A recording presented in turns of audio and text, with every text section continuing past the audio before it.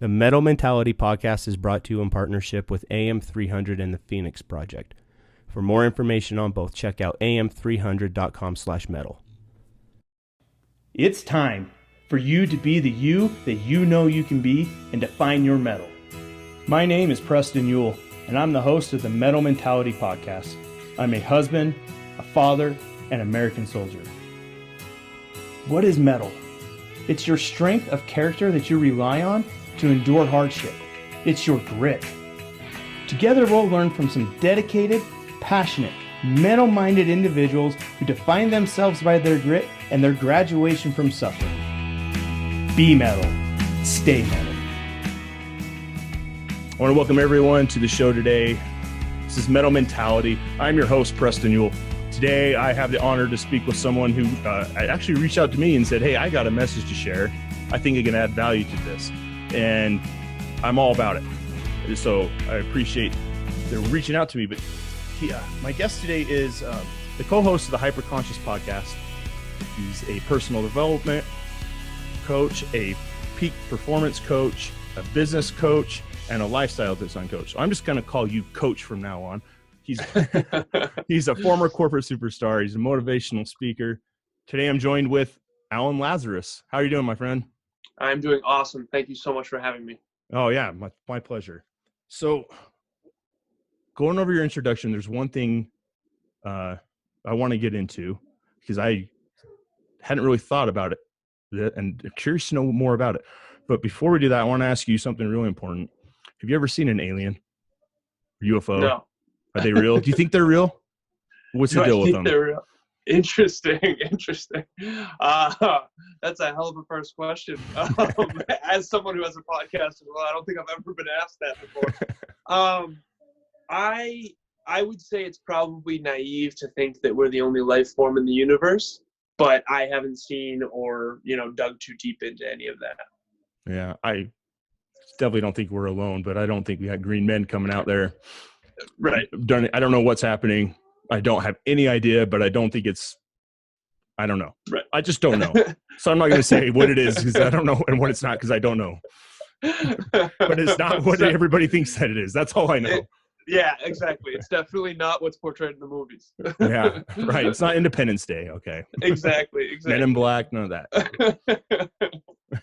So tell me what a lifestyle design coach is. What does that mean? Because I think there's some connotations around that people may have believe and that are false. What exactly is that?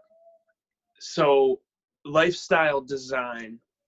So I'm a degreed engineer. I went to basically a school called Worcester Polytechnic Institute. It's kind of like a mini MIT, and engineering was really, really hard for me. It's just one of the hardest things I've ever done. Anyone who's a degreed engineer knows that it's like very challenging. But a big focus of it was on design. So I got a degree in electrical and computer engineering. And little did I know, I was focused on designing systems and circuits that would have a certain level of utility and function and effectiveness. Later in life, I dug really deep into personal development. And to me, I realized I got into a tough car accident and I kind of looked at my life from had it ended, and I realized that I didn't design my life on my own terms. And so once I realized that, I became obsessed with something I now refer to as lifestyle design, which is, we all have certain core values, we all have certain goals and dreams, and I think our day-to-day life is the integration of those two things. But what's most important is interesting. It's like, every single day, here's the best analogy I can use. If you and I were going to do a puzzle, imagine you saw the cover of the puzzle in advance and I didn't. We're trying to do the same puzzle and someone's timing us. I'm going to be trying to put puzzle pieces together when I've never seen the vision. You're going to be able to put the border together, then the inner pieces, and eventually you're going to finish the puzzle way quicker than I will, way more effectively than I would. Mm-hmm. Lifestyle design is choosing in advance what your vision is and being the person who's seen the cover, because those puzzle pieces are your daily decisions. So if you want a successful, extraordinary life, you have to envision that in your mind first, in my opinion, because yes, it is the journey that matters, but the destination that you choose in advance is actually going to dictate your direction. Otherwise, you're just going to kind of flow with the tide. And so one of the most important parts of lifestyle design is set a goal not to get the goal, but for the fears it will force you to face, for the people it will force you to meet, for the things it will force you to learn, and most importantly, the person it will force you to become. Right? So if I want to be a millionaire, which I do, that means I have to find a way to use my unique gifts and talents to serve 1 million people or more or less, depending on the price of the product, obviously, or service. But the point is I think people are afraid to dream big. I don't dream big because of getting the actual trophy or the dream. I dream big because of what it will force me to, the journey it will force me to embark upon. I remember one time I was 22 years old and I drove from Boston to LA.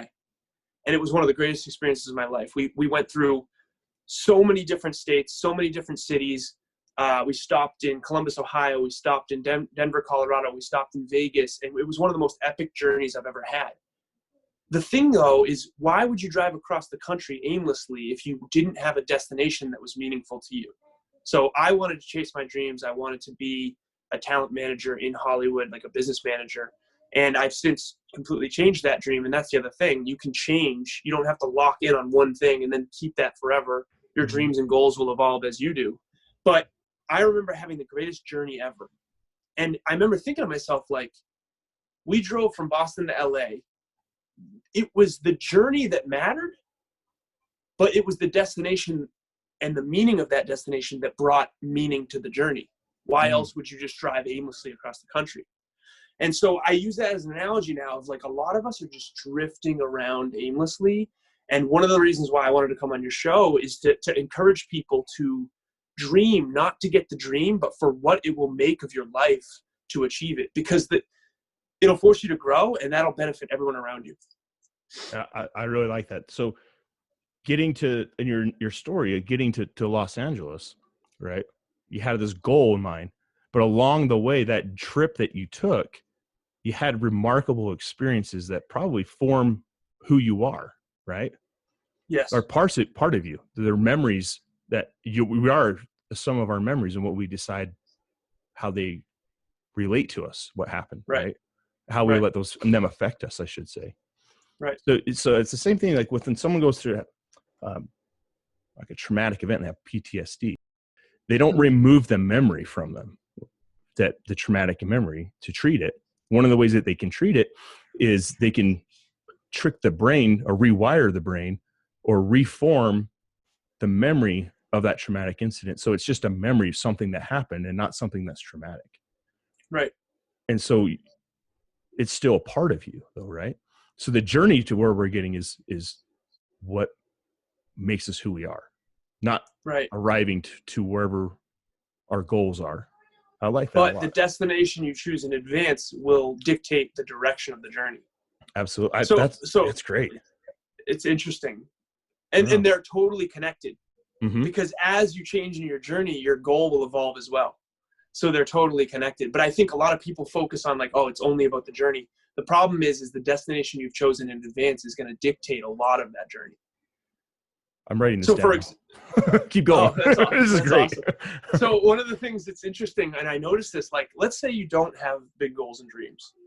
One of my main missions is to help people uncover bigger goals and dreams, not to get the goal or dream, but because of the person it will force them to become. So, for example, if you do have huge goals and dreams, you're going to need mentors. If you don't have big goals and dreams, you don't need mentors, so you might not go get them. And I don't know about you, but some mentors in my life have changed me and my life drastically, and I've been able to help other people because of that. If I didn't have big goals and dreams, big ambitions, then I wouldn't have went into those tough conversations. And the interesting thing is, I think that a lot of us grew up in an environment that did not encourage ambition. And some people grew up in an environment that encouraged ambition maybe too much. Like, that was the whole game. And I just want to encourage you, if you're out there listening, if you have not touched base with your ambitions, there's two things. Either one, your ambitions are in alignment with your core values and you should make them even bigger because it's going to force you to become more. Or maybe your ambitions are big, but maybe they're not in alignment of who you want to become. And I was that second one early on in life. And I eventually, again, after that car accident, had to recheck, oh, wow, who am I becoming here? Because like we talked about in the preamble a little bit, like I was very financially successful from a very young age, but I didn't like who that was making of me. Mm. And now I'm doing something. Go ahead. Oh, no. I was just say, who was that making? Who was that turning you into? So I worked for a company called Cognex, and this is nothing against Cognex. Cognex is a wonderful company. It's an industrial automation company out in Natick, Massachusetts. And they're very, very successful. Obviously, automation is a very big deal right now. And here's what was happening. I was an inside sales engineer, started an inside sales team, got promoted, was now outside sales. I managed all of Western New England. So I managed Connecticut, I managed Western Mass, and I managed Vermont. And what I would do is I would go into manufacturing facilities and I would see these pictures on the wall of the 70s, 80s, and 90s with all these factory workers. And my job was to go in. We sold industrial automation cameras that basically, like, let's say this Dunkin' Donuts thing was going down a line. We would inspect. We had software that would inspect every inch for quality assurance to make sure everything was the same length, everything was the same diameter, everything. Mm-hmm. It was quality assurance. Yeah. And so there were actually people that they would hire to actually inspect product before. Now, the more equipment I sell, the less jobs there are for those people. I literally remember selling a camera system, and I knew that camera system was going to replace 4 people that I saw on the line. And so here's this interesting thing that I saw happening. So generally speaking, the less educated population tends to have kids younger and tends to have more of them. This is just statistically. So I saw the less educated population growing at an exponentially greater rate, and the jobs that less educated people need, service jobs, decreasing at an exponential rate. So if you go to a Panera now, it's kiosks, right? And it's not necessarily people. And that's never going to stop. So automation's coming for us all. It is what it is. The problem is the more I did well, the less jobs there were for, quote unquote, the little guy. And that is the opposite of my core. I was the little guy. I grew up poor with free lunch in high school.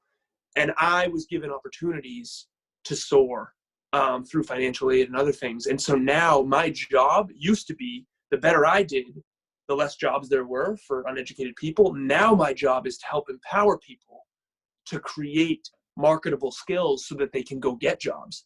Because honestly, robotics is in its infancy. I worked for iRobot. I have a mentor of mine who's on the board of directors of a pick and place robot company. Like the Domino's facility recently just put pick and place robots, replaced 3,000 jobs overnight. That is never going to stop. Okay. Domino's is the big pizza player. What happens when Papa John's does that? What happens when Papa Gino's does that? Okay. All these service jobs, all of them are gone in the next decade. Okay. We need to re-equip people with the actual creative skills to stay marketable. And that's what my work is now. That's what lifestyle design is. Choosing in advance how you want to be marketable and making sure you're living congruently with that, with the puzzle pieces. Yeah.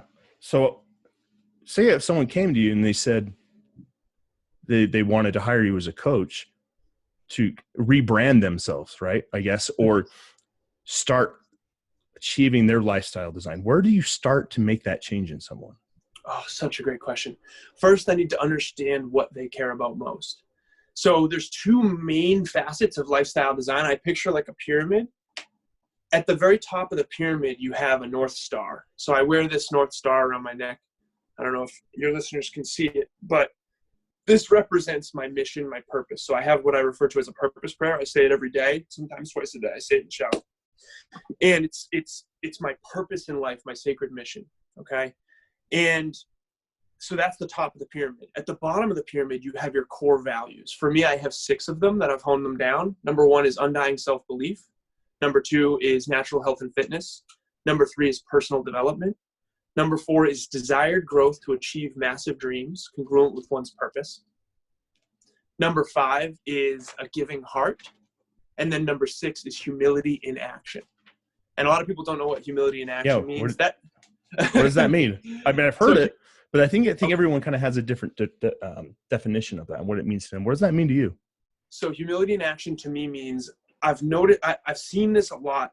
So some people will come off as modest, but yet if you look at their actions, they're not as humble as you'd think. So for example, I have a friend of mine, I won't name any names, who showcases modesty outwardly, but yet never reads any books. So to me, humility in action is like getting coaches, getting mentors, reading books, like knowing you don't know it all, but showing that with your actions, like asking for help when you're not the expert, right? So my actions, like if you look at where I spend my money, I spend it on books, I spend it on coaches, I spend it on, taking mentors to dinner and stuff. That's to me humility in action, which is I'm not just going to come off as like modest just because I want people to like me. I want to actually show humility in my actions, which is making sure that I'm surrounding myself with people who can help me grow because I know I don't know it all. But anyway, so to picture this pyramid, you've got your true north, which is your mission. So first thing we got to get clarity. So if someone were to hire me as a peak performance coach or a lifestyle design coach, we have to get clear on what you actually want. So what I would do is I actually did this last night or 2 nights ago with one of my clients. Her name is Bianca. And we got clear. I literally took her through. I said, in 10 years from now, when do you wake up? Where do you wake up? We got clear, literally line item by line item. I mean, she told me, I'm going to get to work at 9 a.m. I'm going to be out of the gym by 8:30. We got really granular. I said, where are you living? We chose ocean or lake. Like, where do you want your house to be, on an ocean or a lake? Because she said she wanted it on the water. I wanted to see pond, ocean, lake. Like, that's how specific we get. Now, she took me through her ideal day. Now we reverse engineer her daily actions today, the skills she must develop today to make that a reality. So that seems overwhelming to people when it comes to like, okay, I don't know where I want to be in a decade. But if you really dig into it and start to get clear on what I say, if you could wave a magic wand and 10 years from now you woke up and it was your ideal life and anything was possible within reason, where would you live? Who would you wake up next to? What would they be like? What would your ideal day look like? And then let's reverse engineer that finish line back a decade to make sure that in a decade you don't wake up saying, oh my God, where'd I end up? Again, I want to show that vision of that puzzle so that the puzzle pieces, the daily actions, the skills you must develop, people you must meet need to be in place. And so that's my coaching in a nutshell. Even with fitness, it's the same deal. What's your ideal physique? Now let's make sure your daily actions are bringing you closer to that. It's living with intentions, what I'm hearing. Right. Exactly. Living so that every decision you make is intended to achieve something. Exactly. Yes. Or to become something. Right. Yeah. Yeah, right. Absolutely. To become a better version of yourself. Yeah. Exactly. They're pretty much synonymous, right? Yeah. Exactly. So I really like that your mission and your core values. So you need both. And your day-to-day life is the middle of this pyramid. Mm-hmm. So what you do and don't do is entirely predicated on your core values and your true north. So imagine, okay, so for me, natural health and fitness is one of my core values. If someone asks me to go drinking at the bar, you know how easy it is for me to say no? Because I know my core value. Even if I feel like drinking, it's a no because I want to live. I make my decisions based on my values and my goals, not based on how I feel. Because a lot of us are chasing pleasure in the moment at the expense of something far greater, which is our ultimate potential. How old are you, man? You're too young to know all of this stuff. Either you look incredibly young for your age, or like you're Benjamin Button and Benjamin Button situation going on. Because you sound like I'm talking to my grandpa or something. Dude, I'm 31. Yeah, I'm 35, but you see all this gray hair. I do not have the body. You look like you're like 25, maybe at most. I appreciate that. I look 12. It's okay. You look very young as well. It's interesting. Not my hair. If I dyed my hair dark and I didn't have gray hair, I probably could pass for 25. I think. At least that's what I tell myself. Right? You definitely could. But I still don't grow a full beard, man. Hey, this is 31 years right here in the making. It's not Never really. No, I'm shave. kidding. No, of course I have. Like every other week or so. Yeah, the fact that you have this clarity and this understanding is that's incredible at such a young age, because I believe that's something that comes with maturity, and you've made the decision to emotionally mature sooner than most. I'll just say that. I really appreciate that. Thank you. Oh, you're welcome. So we talk about living with intention, right? The center, your pyramid, right? The center of it, your day-to-day actions. Let's go back to your analogy of driving across the country, right? Right. And you say people are driving aimlessly in life. Yes. So my question is, why do you think we live our lives aimlessly, and how do we change that? Oh, such a fire question. All right, so I have a theory. I think that it's really scary to admit what you really want, because it's going to force you to fail a lot. So, for example, when you watch Netflix, you or me, we watch Netflix, there's no feedback of self. So you get to simulate achievement, you get to simulate good feelings, but you don't actually have any reflection on self, because your subconscious is simulating the characters in the film or the movie or the show. So you get all the feels, but you don't have to like look in the real proverbial mirror of like, so for example, if someone on the show gets in a fight with their girlfriend and does something horrible, that isn't a reflection on you. Whereas if you really decided, like, I want to change the world, and again, that's drastic for people, so let's not start there. If you really decided, I want to make, so one of my goals out of college was to make 6 figures, okay? If you really decided, I want to make 6 figures, the amount of discomfort that you're going to have to go and face is it's honestly very high. But it's going to force you to face fears. It's going to force you to develop yourself. It's going to force you to create skills. And when you look back on your life, so one of the things that I want to make sure I brought up, because this is something I'm so big on.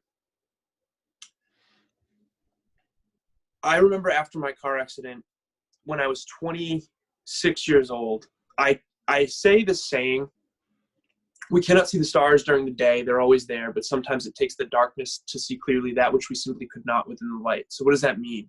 When you're in deep emotional pain, your central nervous system, your brain, your body, it can't stay in pain forever. So it's going to force you, assuming you don't escape into a vice, it's going to force you to contemplate your life. It's going to force you to look in that mirror and contemplate your own actions and inaction. Unfortunately, sometimes we numb that either with alcohol or with drugs or with Netflix or with the next distraction. If anyone wants a real challenge, go sit alone in a dark room for an hour and a half with just you. I use earplugs. I put earplugs in. That will force you to contemplate yourself. And that is the time, the inflection point where you'll make a new decision. So I found a book by Bronnie Ware. We've actually had her on our show. It was episode like 180. And when I was 26 years old, I found this book. It's called The Top 5 Regrets of the Dying. I'm so passionate about this book. Okay, what's it called? Say it again, because you said it really fast, so I didn't catch it. The what? The top 5 Regrets of the Dying. So there's a woman, her name is Bronnie Ware. She's from Australia. And she worked in hospice for 8 years, and her job was to take care of the terminally ill. And in that 8-year period, she realized very quickly that her real job was to listen. And they were saying, I wish, because they were contemplating in emotional pain their own life. And she wrote this book based on the common patterns that everyone was having the same regrets. Number 1 is, I wish I had lived a life true to myself and not what others expected of me. Number 2 is, I wish I hadn't worked so hard. Number 3 is, I wish I stayed in touch with my friends. Number 4, I wish I had the courage to express my true feelings. And then number 5 is, I wish I had let myself be happier. Now, when you want to talk about lifestyle design, to me, I don't know if you've ever heard of another book. It's called The 7 Habits of Highly Effective People. You got to start with the end in mind. So the end for all of us is death. And that's what I had to face after my car accident, is what if that was it? Because what you don't know yet, my father passed away in a car accident when I was 2 years old. And he was 28 years old. So when I was 26 and I got in this car accident, it really messed with me because the car was completely totaled. Like, I was very fortunate to be alive, me and my little cousin. Fortunately, I was in a Volkswagen Passat that was like a tank. I used to call it the tank. And both airbags deployed and we were okay. But I really did think that was it when I saw those lights. And so after that, I just sat in the pain and contemplated, like, what was my life like? These were the questions that I asked, really. Did I have the courage to fight for what I believe in? And did I love fiercely? Did I love openly, honestly, and fiercely? And I think those are the two questions we're all going to ask ourselves at its very core when we are at the end. How courageously did I fight for what I believe in, and how fiercely did I love? Because the hardest things in the world, you mentioned at the beginning of the show, courage. It takes so much courage to say, I have a dream. Yeah. Because then when you tell people about your dream and you tell yourself and you admit that's what you want, now you have to get after it.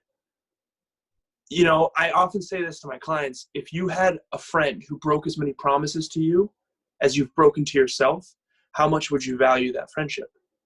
Not at all. And I'm like, people come to me because they think they want six-pack abs. What they really want is self-esteem.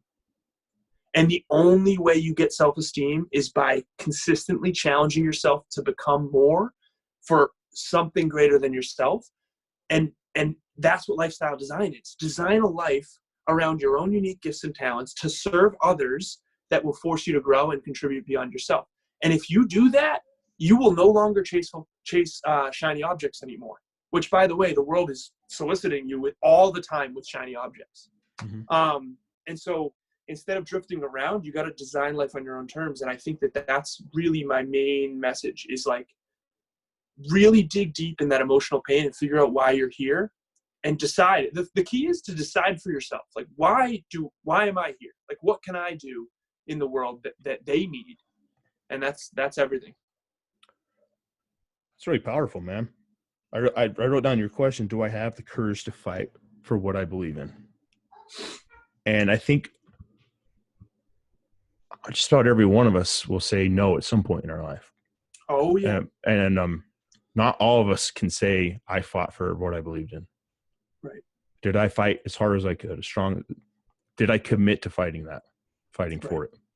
Right. So sometimes we don't even know what we really believe in, I think. And then that's when you're really in that dark place internally inside yourself, when you're alone. You don't know what you believe in. What advice would you have for someone who's sitting in that position, contemplating what their life is worth and why they're here, and they have no idea, but they know that they don't want to stay in this position? Oh, such a good question. I'm really enjoying this. So when we're in deep emotional pain, when we're in the dark and we feel alone, and we're definitely in pain, and we've all been that dark night of the soul of just like, oh, this is brutal. Like, it's easy to talk about, but when you're there, it feels so bad. It's so bad. And all we want is like to be loved or to distract ourselves or something. If you can sit in the pain long enough, you'll have a new distinction that you never had before. I'll give you an example. So I told you briefly in the preamble that I had a little bit of a drinking problem after college and in sales in corporate America. It was a little bit encouraged. Cognex is work hard, play hard. Again, it's nothing against Cognex, but I used to say work hard, play harder, right? Mm-hmm. And in sales, you're Hold really on one second, real quick. Mm-hmm. I want us to define what that is and call it what it is and call it what it's not. Okay. So we talked a little bit about this before we began the show. Yep. That it's addiction, right? Right. And what was, I really like the definition that you gave for why you felt there was an addiction for you. Can you share that? Yes. So I'm very fortunate now to have overcome this, to to a very great extent. I am now the master, not the slave. I remember, if you ever want a sign of whether or not something has power over you, so there's a book called The Power of Habit by Charles Duhigg. It talks about your trigger, your behavior, and your reward. Okay. So for me, I remember when if I was ever watching like a show and there was alcohol in the background, I would see it and then I would think to myself, like, I wonder what that is. Is that scotch, or is that vodka, or is that a beer? Like, and I noticed my friends don't do that. They didn't care about that. And so I knew that had something that had control over me.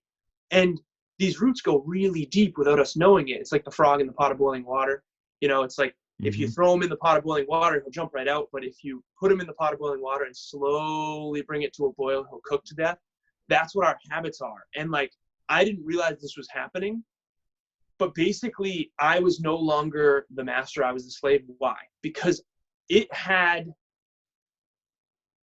power over me. It was very difficult for me not to drink. I'll say that. I would literally tell myself, okay, I'm going to a wedding and I'm not going to drink tonight because fitness is important to me. Alcohol is very bad for fitness, which, by the way, that's another thing. Lifestyle design, choose a goal that you value more than your vice. So when fitness became my top value, alcohol had to go. So that's a little hack, by the way, of the human condition. But I would try for so long to go to weddings and not drink. And I would always let myself down. I'd be like, okay, it's open bar, I'll just do one. And one would turn to two, two would turn to four. And again, I had fun. That's the problem. Everyone had fun with me. But then the next day when I wanted to be in the gym at 6 a.m., instead I was hungover. And then it kind of ruined my productivity for the week. And so to me, if you do want to overcome your vices, make something in your future that you want so bad that you care more about that forces you to stay accountable today. So for example, if you have a marathon in 3 months and you're drinking, you're not going to win. You're not going to maybe finish the marathon. And if finishing the marathon is important to you, now it forces you not to drink today. And so that's lifestyle design as well. It's like, make goals that you care about so deeply that they force you to become a better person today. I like that. So I really resonate with what you're saying a lot because I myself am a recovering addict, and I spent 17 years with an addiction to pornography, and it controlled me. And there were times in my life where it felt like I had just ran as fast as I could, as far as I could. And at the end of the board, and I stopped running this finish line, imaginary finish line. All I wanted was a drink of water, and there was no water. That was the control that it had over me. I wanted a drink of water. Like the powerless feeling? Mm-hmm. And not being able to get water. And willing to drink anything that wouldn't kill me, that was water. Right. Like, I don't know if you've ever been that thirsty before, but I'll share a little story from my childhood. When I was a kid, one time, my cousins and I, we went on a bike ride, and we found this trail. We didn't know where it went. And it ended up going into this park that had a pond in it. And it was a hot summer day here. And I drank all my water, and we got to this pond. And it wasn't dirty, but it was a pond, and there were fish in it. And I was so thirsty, I thought I was going to die. And so I jumped in that pond and I drank the pond water. Thankfully, I didn't get sick. I don't know how I didn't get sick, but I didn't. And I filled my water bottle up because I thought I was going to die. I was so dehydrated. I had that headache going on, and I was probably like maybe 12 years old or something like that. Right. Right. But I was willing to do that. And that's how addiction can feel. Yeah. You can feel that way. That's a really fire analogy. Wow. That's what it felt like for me. It wasn't, there's a lot more things addiction is not than it actually is. And I think as we don't like to talk about addiction because it's so taboo. Right. We want to pretend that everybody's healthy and they don't have that problem. And when we see someone who's a raging alcoholic, we'll say that, right? I say that word because that paints a picture where someone has no control over themselves, that all they do is drink, that all they want. the black tar heroin addict, right? Who right. It's the extreme version of addiction. We think addiction is only in extremes, right? Right. No, right? no. There was a line way before that. Mm-hmm. And where do you draw that line of suddenly you have a problem? Like, it's so arbitrary. It's like, okay, is 2 beers a night? Is that an out? It's like, where's the line? So the question becomes, are you the master or the slave? And only you can answer that for you. And the thing is like, you got to be honest with yourself. Mm-hmm. I was asked that on stage not long ago. Like, if you could give yourself one piece of advice before your car accident, like before when you weren't living hyperconscious, just so everyone knows, hyperconscious means acutely aware. So you talk about intentional living, awareness, like living intentionally. Mm-hmm. So before my car accident, when I wasn't living quite as hyperconscious, as aware, as intentionally, like, what would I do differently? I would have been more honest with myself, because no one around me said, Alan, you have a drinking problem. No one. As a matter of fact, they said the opposite. When I tried to say, I think this is a problem, they're like, no, you're not. You're not, like you said, you're not on the floor every night, mm-hmm. drunk. Like, but I knew my standards are higher. Mm-hmm. I knew. And so if you're out there right now and we all have vices. We all have kryptonite in our life. Most people's kryptonite, I think, is distractions, right? Just with all like ADHD, especially today.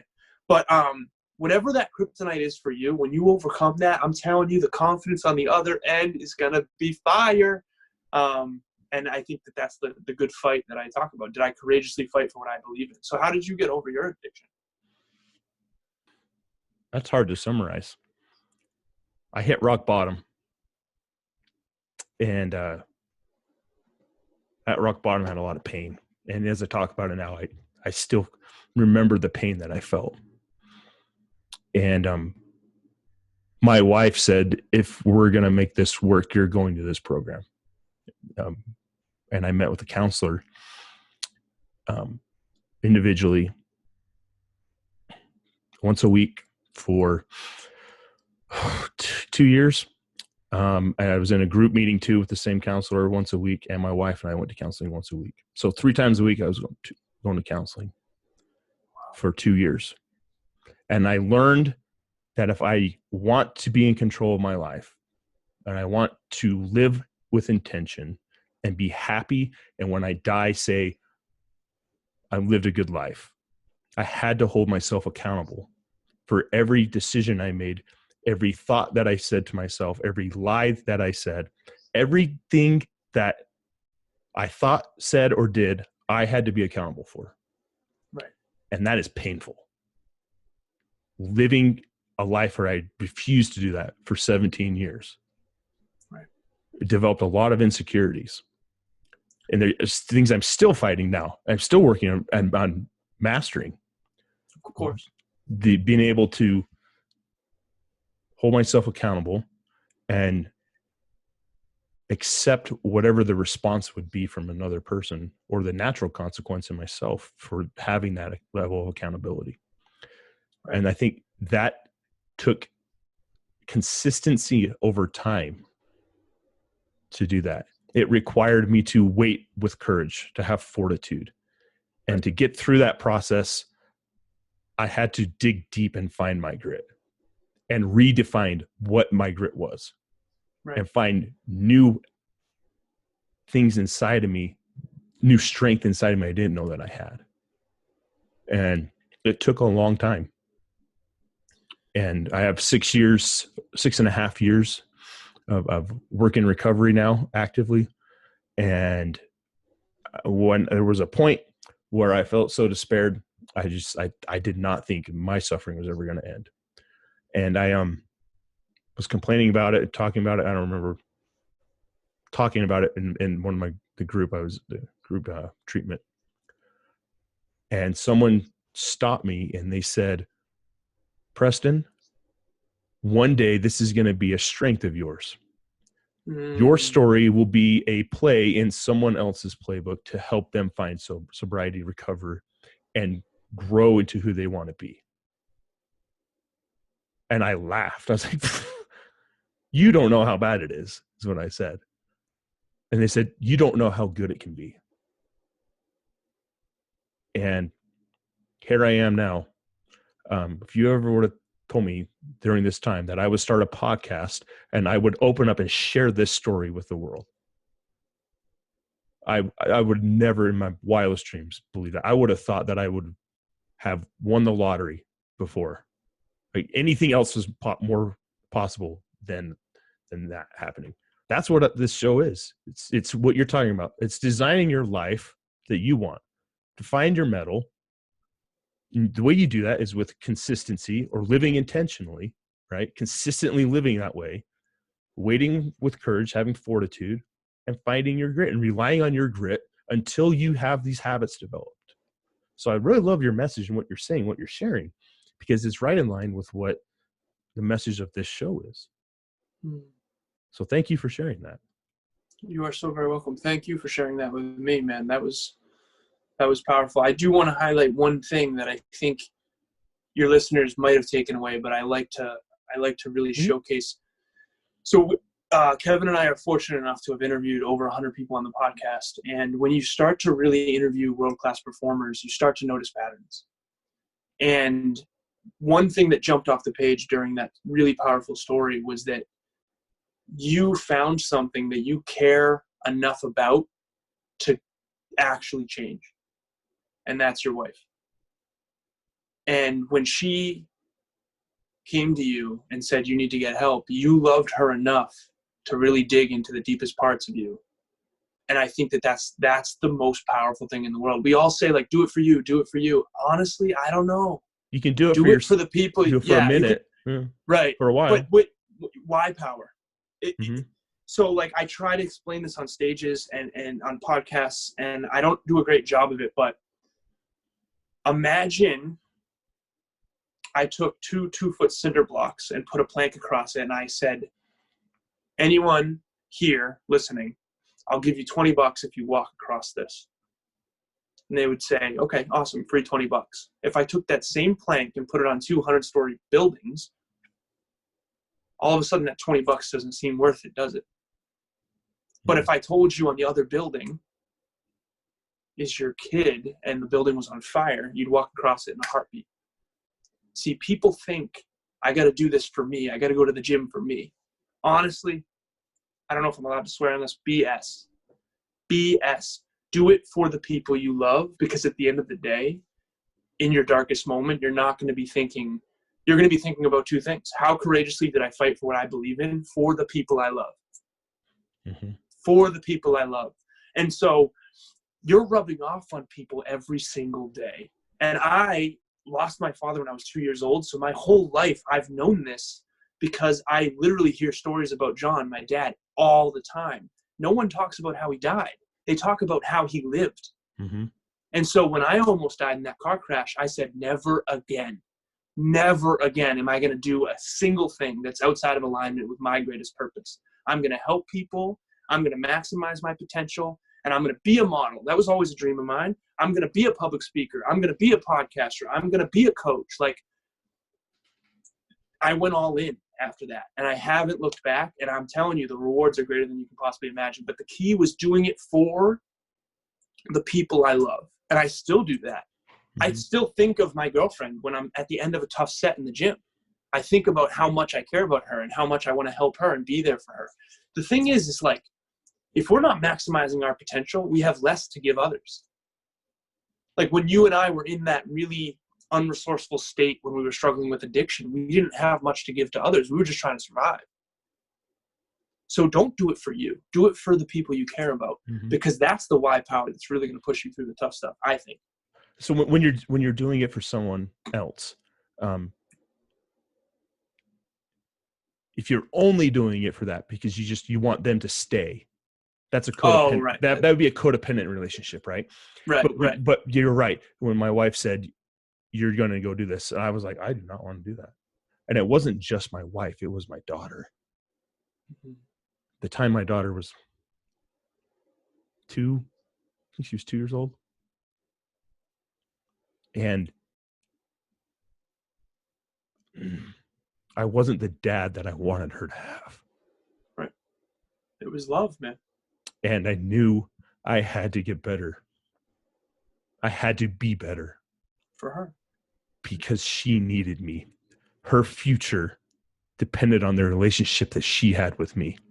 And if I gave up on myself and I gave up on my family and I gave up on my marriage, I was quitting on her. Right. And I wouldn't accept that. Right. And so I went into this program.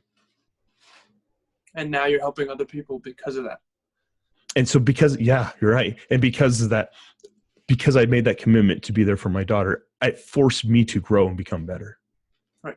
So when you say do it for someone else, yes, but not in the way that your happiness depends on them validating what you're doing for them. Exactly. But because when you do it for someone else, do it for someone else, and then with this context that we're talking about, it takes you outside of yourself, and you'll do things you won't do for yourself. Right? I wouldn't run into a burning building like we're talking about, to save, I don't know, something mindless. Right. But I would run into every fire every time for my kids and my wife and the people that I love and care about. Right. So if you're doing it as that you're going to run into that fire for them, then it makes you grow in a way that you wouldn't otherwise. Exactly. So. And that's what we found, man. That's what we found. That's why rock bottom is, the phoenix from the ashes, right? We talk about PTSD, and that's a very real thing. After my car accident, I had claustrophobia. Ceiling fans bothered me. Double yellow lines bothered me for a while. Can you get gushers for me? Yeah, sorry. My little daughter just started talking. One second. Everyone's my wife's upstairs, my son's leaving, my other daughter's at school, and she's like, "Dad, can you give me some gushers?" I told her she wanted to sit here for it and call her. I'm like, "Yeah, make noise, you can't." So she wants to put the gushers on your desk right next to your mouse. Yeah, I think it just happens. I can never do a live show. It just wouldn't be possible. I see you put down a few gushers. They looked really good, man. I'm not gonna lie. It was worth it. I just ate 2 of them. It was worth it. You got to do it. Like, I bought the big bag ones. They have like twice as much as the regular ones. Like, she can't eat all this. I better eat a couple of them. Right. It's like, win-win. I can throw it away. It doesn't matter. You need to eat every single thing in front of you. Scarcity mindset that I grew up with. Right. So what were we saying?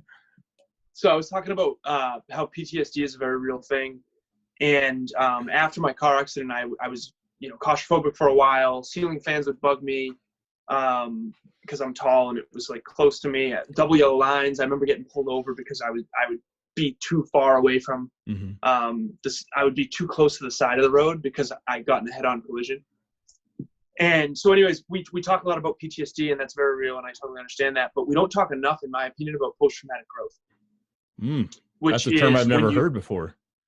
It's like the phoenix from the ashes thing. Like the old you, when you burn down, dies in a sense spiritually, and the new you can now rise. And again, that's sort of metaphorical and woo-woo, but it's a very real thing when you come close to death. And so my question becomes, why wait? So this is a journaling habit that I do based on the top 5 regrets of the dying. And the number 1 regret is I wish I lived a life true to myself and not what others expected of me. I was fortunate enough to have Ronnie Ware on the show, and I got to ask her about why her work mattered so much to her, because it changed my life. And that's the one thing that I would extend to your listeners is, like, I check in with a journaling habit every day. No BS. 1 through 5. Of all regrets, I rate myself from 0 to 10 on each of them, and then I figure out one thing I can do to be more effective. So, number 1, I wish I had lived a life true to myself and not what others expected of me. Okay, I have to go into my consciousness and look into my day and say, how many of my decisions were my own? How many of my decisions were based on my core values, my goals, what I believe in, versus pleasing others or solicitations on my time and attention? Hello. Yeah, my daughter just walked in. We'll let her be a part of this. We love her, huh? Of course. Yeah. This is Eva. This is my daughter, Eva. She's 5 years old. Hi, Eva. She likes fruit gushers, huh? Those gushers are good? She can't hear it. I have headphones on, so even she'll be able to hear it. Okay, yeah, that's good. Yeah, this is my why, right here. Yes. These kids are my why. Amen. This is where my power comes from.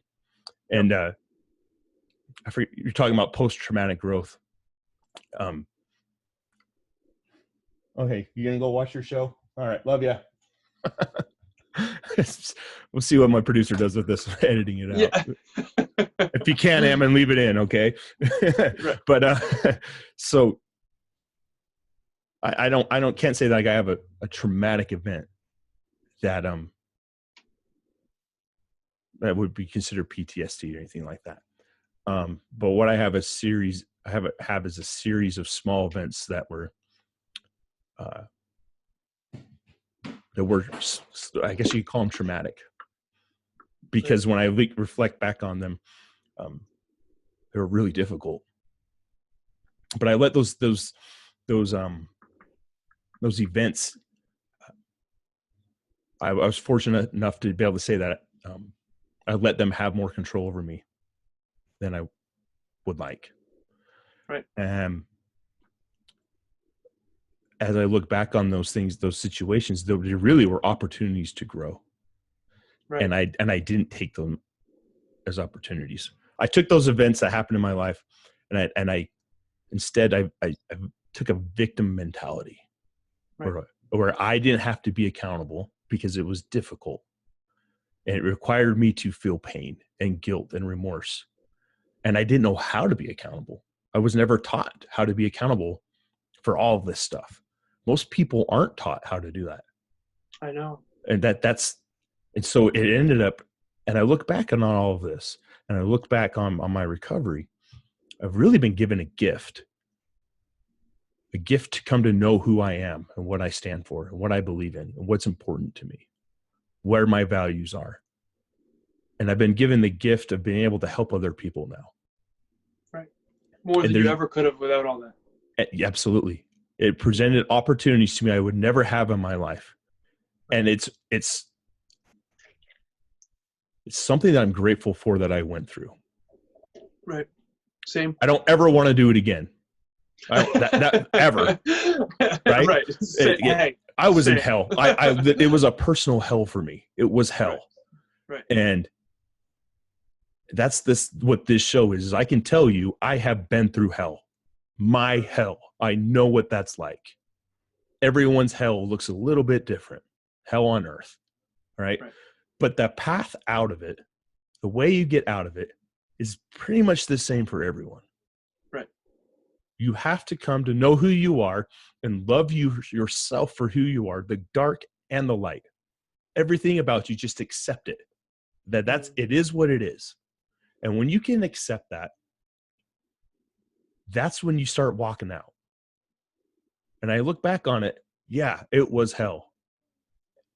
But I'm willing to go back into it to help other people. I'm willing to go back and look at those things, because I don't ever want someone to feel the same way that I did, that you're worthless. You are the sum of all your fears. Because the reality is, you're not the sum of your life events. What you are is the product of how they affected you. And you can change even later in life how they affected you. Right. Difference between disempowering and empowering. And here's the thing. A lot of people in the world right now are having trouble with porn addiction. Mm-hmm. That is a very, very big and growing challenge. So I mean, my mission is to believe in people and help them believe in their own brighter future. You've got something here. Well, thank you. That's really, really important. And I think it took tremendous courage to say what you just said. And I'm sure that's not the first time you've shared it publicly, but if it was, oh my goodness. And it hasn't been shared on this podcast. That was the first? I recorded an interview today, and I was debating on whether or not I was going to leave that out. But wow. Because we talked about it in that interview, and the guest that I spoke with, what he shared with me, that's not a part of the episode. It gave me courage that it doesn't matter what other people think of me. Like, I've known this, but this is the one thing that's been holding me back, being willing to talk about it and be open about it. Right. And because the truth is, it doesn't matter. People assume that it's something that it's not. That if they don't value what I'm doing, they think that it just doesn't matter. What matters is It's my goal to help other people get out of hell. Right. Get out of your hell. And I can't do that as effectively if I don't open up and share everything about me. Right. Not the details of things, but the things that the specifics of my struggle. Right. And that's part of me. It's the product of who I am. I've overcome this. I know how. Right. And if I don't acknowledge that, I'm not valuing my integrity. Right. Remember, one of the top regrets, I wish I had the courage to express my true feelings. That is a big one. And I journal about that too. 0 to 10. How much did I was in the parking lot at the gym last week, and I wanted to tell my girlfriend how much I love her. And I was scared to say it because we're only 5 months in. And I got to screenshot it, the journal entry later that night. I screenshotted. I gave myself a 6 out of 10, and I said I was in the parking lot this morning with Emilia, and I wanted to tell her how much I love her, and I didn't because I was afraid. And I screenshotted it, and I sent it to her. So if you want to check in on whether or not you're living in integrity with yourself, I recommend journaling, because it's going to force you to stay accountable. It's going to force you to reflect and go, did I fight for what I believe in? Did I love openly and fiercely? Because at the end of the day, you're not going to regret expressing that you love someone. You're not going to regret what you've tried and failed. You're going to regret what you never tried or never expressed. And this has been really powerful, man. I really appreciate you sharing that. And I want to put wind into your sails with that, because I think that so many people are living what Sigmund Freud calls quiet desperation. And they're so afraid to express the truth of, like me with the alcohol thing, same deal. Like, the more I hid from it, the more power it had over me. But now I'm empowered because I shared my struggle too. And it has less and less power over you every time. It's hard to share, but you're going to realize that the more and more you share it, the less and less you're hiding it, and the more and more open and powerful you're going to be. It's beautiful, beautiful thing. And when you see it helping other people, oh my God, that's really when you start to light up with gratitude for even the dark. Yeah. Thank you for saying that. That means a lot to me. What I've learned is there are more people in the dark than you're aware of, and what they just pretending that they have light. And I did that for years, a lifetime, 17 years. I acted like everything was fine.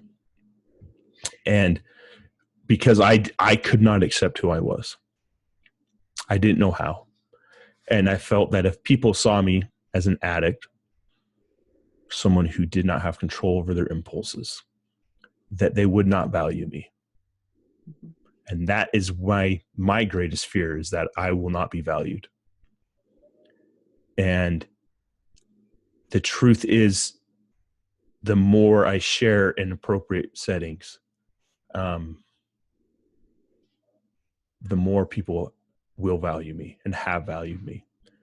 And I say this because if someone's listening to this, you're not alone. Right. And I encourage you to share your struggle. Even do it anonymously. Send me an email. In fact, I would invite anyone who's listening to this who's struggling with an addiction or depression or something they feel that they can't talk to other people. And if this show has been a benefit to you, send me an email. It's mettlementality@gmail.com for the time being. That's their email. Send me that email. And if you want, we will address what you're going through on the show. Anonymously. But you're anonymously. It'll all be anonymous. You don't even have to send me your name. Create a fake email account if you want. Let me know. Let Alan know too. I'm sure Alan, you'd probably love to hear this one. You'd love to hear from someone. Of course, absolutely. Help them. Yeah. See, that's the thing. Sharing your story is going to empower you so much. Yeah. There are more people willing to help than to make fun of you. Of course. Or to devalue you. The people making fun are just louder.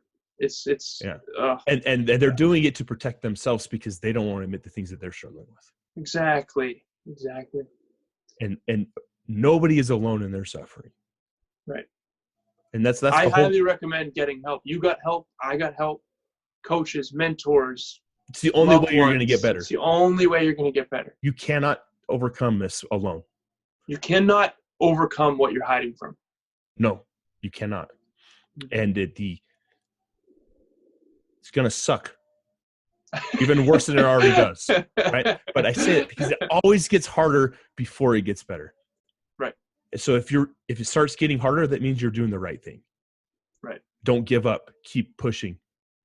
Go further. And when you get to that point where you can say, that does not define me anymore. That is not me. Man, I don't even know how to explain the relief that's going to come to you in that moment. Yeah. And eventually, when you get to the point where you use it to help other people, that's the real magic there. You're actually going to be grateful that it happened. That's some Harry Potter. Potter. One day you'll actually be. Yeah, that's Harry Potter right there. You're like, how did that happen? That's Harry Potter magic right there. When you take your pain and your weaknesses and your struggles, your suffering, and you use that to help other people, what you learn from that, Harry Potter is real, right? Right. Your purpose comes from your pain.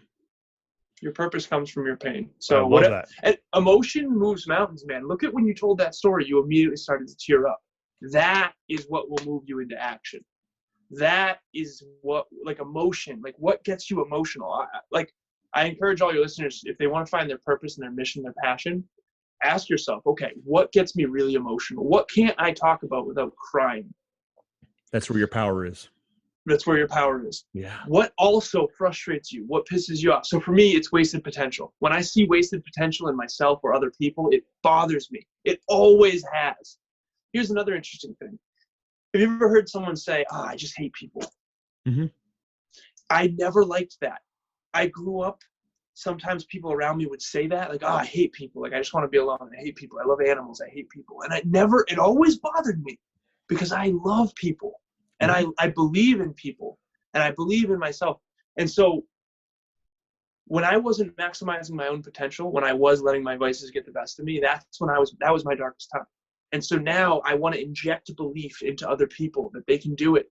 And that's what I do on a daily basis. And it's like, if I didn't go through all that adversity and climb out of it, there's this great quote that I live by. Adversity is actually your advantage because it's the emotional training ground to develop the emotional muscle to go and do extraordinary things that ordinary people can't do.